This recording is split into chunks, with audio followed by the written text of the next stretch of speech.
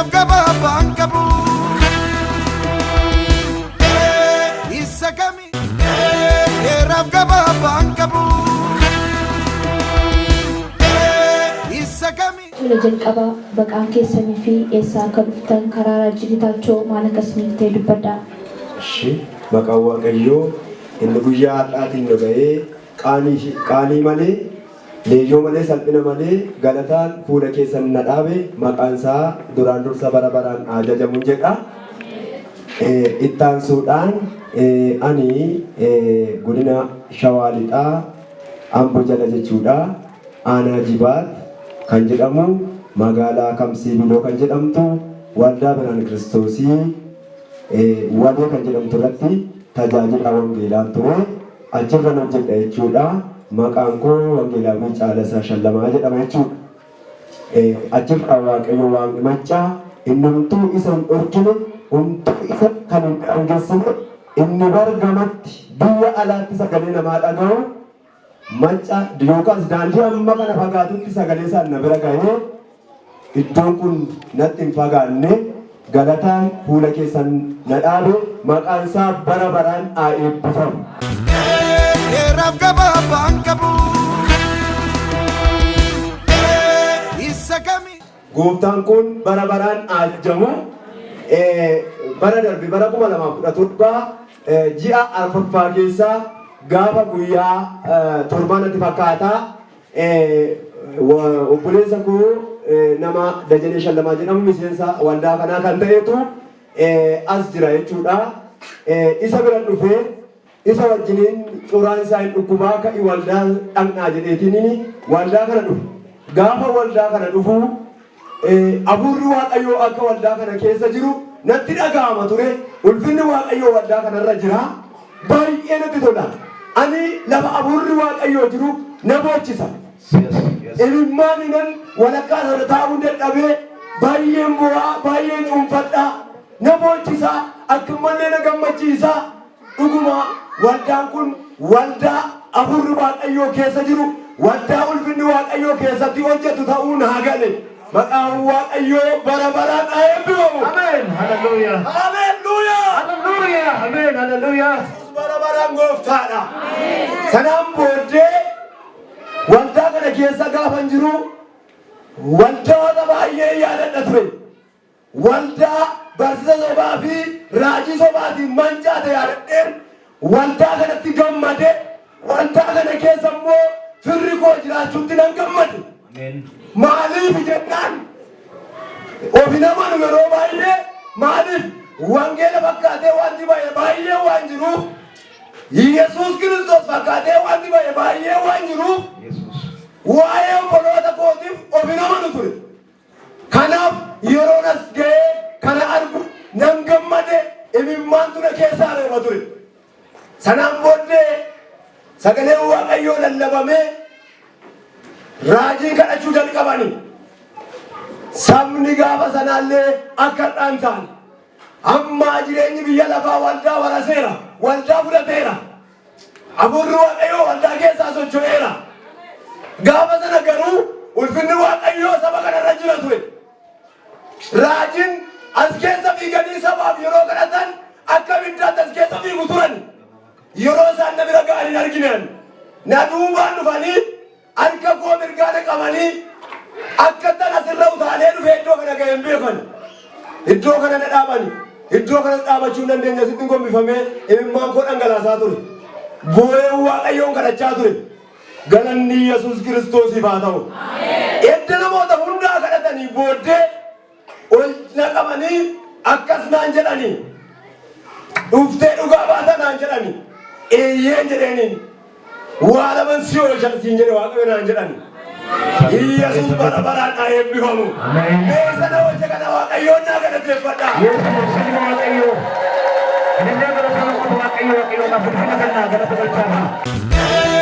Rafgaba bankabu Isakami Sanaan booddee asii obboleessa koo wajjin naannoo sa'aatii 8 baanee gallee yeroo gallu dhukkubni isaa itti hammaachaa deeme gara galgalaatti booda makiinaa kontiraata qabnee mana yaalaa geessinee achitti yaallee galchinee ammallee halkanii dhukkuba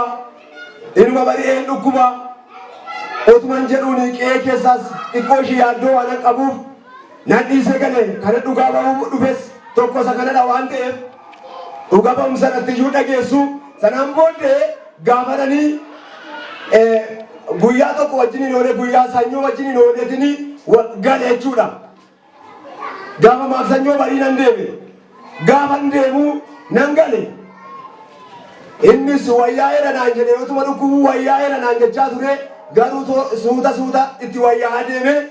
sanaan booddee otuman sanaan jiru yeroo biraa xiqqoo ture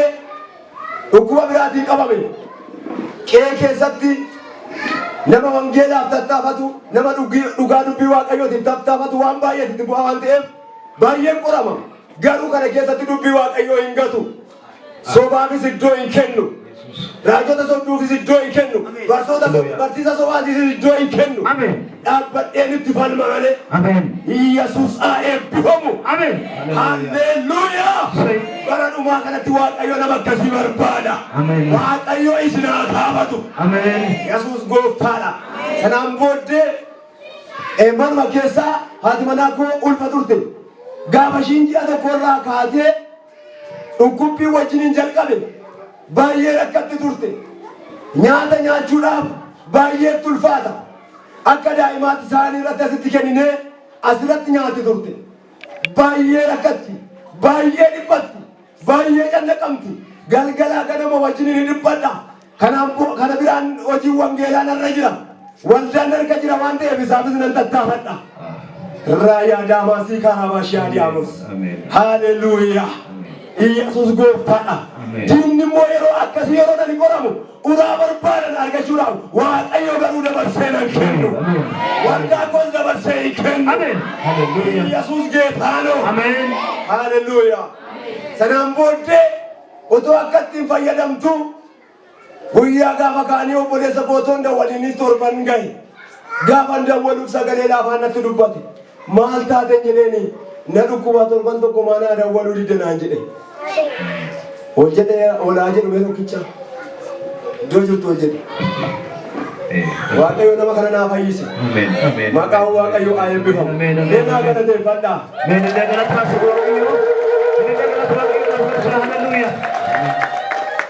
haleluuyaa sanaan booddee obboleessa kanaaf jecha baay'ee raafame laphee konnane yeroo baay'ee waa yaada manaa kootiin itti dubbata ilaa waan akkasii qophaa'e an dabarsee itti siin kennu naan jedha diinaan ciniinsuun qaba ciniinan ciniinee qabeenis nan jilbeeffadha waaqayyoon nan kadhadha dabarsitee itti nan kennitu jedhaaniin otuma akkas jedhu waa'ee obboleessa koo dhufee jireenya koo na nyaata nannee lapheen koo na raafame galanni Yesuus haa ta'u sababiin obboleessa koo wajjin raafamuuf immoo biyya keenya keessatti namni wangeela tajaajilu in ariyyatama rakkinatu jira dhiphinatu jira obboleessi koo immoo wangeela na labsiisaa jira na duuba dhaabate Yesuus haa eebbifamu yoo ijoollee kootii daftara bitee ergee wayyaa bitee ergee ana bira dhaabatee gaafa macaafa qulqulluu baradhu isatu dhufee na eebbisiisa isatu wayyaa na baqaskiisa waldaan illee abbaa kanaa naan hin jettu turte Yesuus gooftaadha kana utubaa konna jalaa jige jedhee immoo goleen na bu'e